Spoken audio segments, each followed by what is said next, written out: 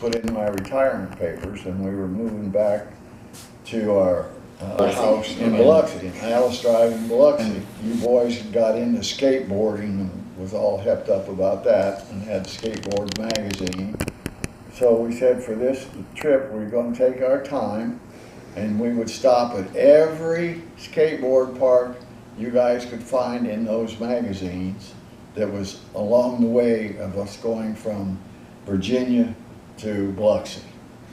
And we did just that. Stopped at all the skateboard parks that we run across. Yeah, and then when we got to Mississippi, we built that skateboard ramp. Yes, a half pipe that we had to get a permit to Building build permit, it. yeah. And Dad had to convince them that it was going to be a storage shed. Storage. And they approved it.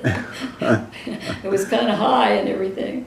But yeah, that was pretty awesome. quickly. All the way Yeah, to in the back. top and just hang on by one wheel and turn around and go back down. It was 14 Some of feet them. high. Yeah. And the funny thing that I remember about the skateboard was, I built it, and you guys were riding it and everything, but you boys one afternoon, or I would come home from school, and the skateboard was going like crazy, and the boys were riding it. And he looked around the side of the garage to see in the backyard what was going on, and he saw that, and I think I came home from work along in that time period, and he said, "Who built that back there?" I said, "I did." He said, "Why the hell did you hire me to do this?" He was impressed with your work. He was very impressed with that, what it was. But it held together until we actually tore it down. Yeah, wow. Fortunately, I don't remember anybody getting hurt on Yeah. that thing. No. And that was later, I thought, boy, God was looking out for us. And your dad did all the driving. Yeah. I would pack, put you guys in your pajamas.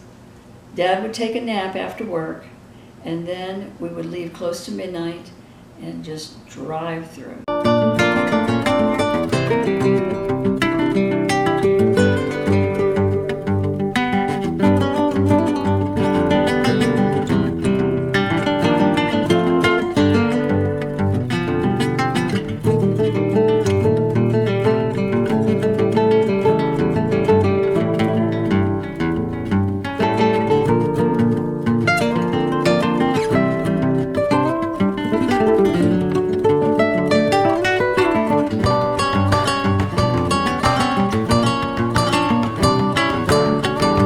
Pick up these, I think they were 20 gallons, steel thing full of milk.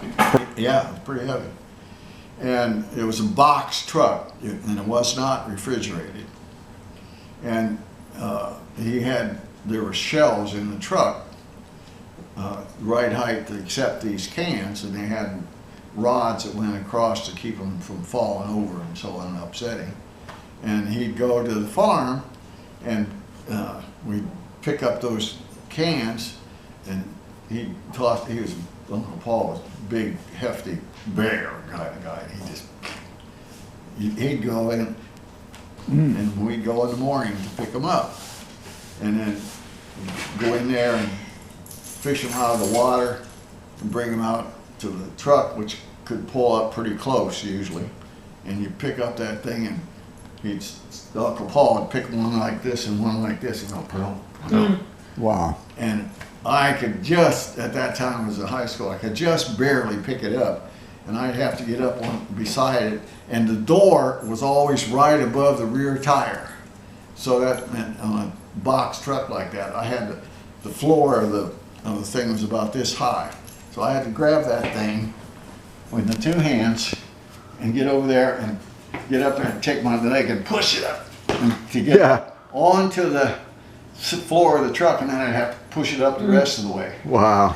One time I went with him in the winter, and where the truck parked, the water would come out from a different time, and it was ice. And I went over there like that, and my leg went out from under me, I fell flat on my back, the milk